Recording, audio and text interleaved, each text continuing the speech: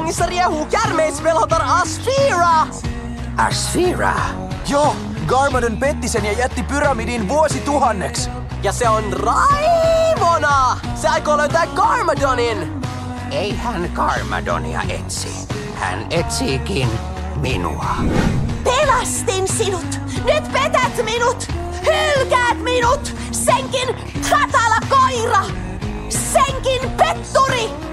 Tämän sinä vielä maksat! Kuuletko sinä? Menköön vaikka 1000 vuotta! Minä kostan tämän vielä! Poika meni käärmeisten maille ja jäi kiinni. Häntä olisi rangaistu, mutta käärmeistyttö pelasti hänet. Tyttö ja poika ystävystyivät, mutta poika oli paha. Käänsi tämän kuningasta vastaan ja petti sitten tytön.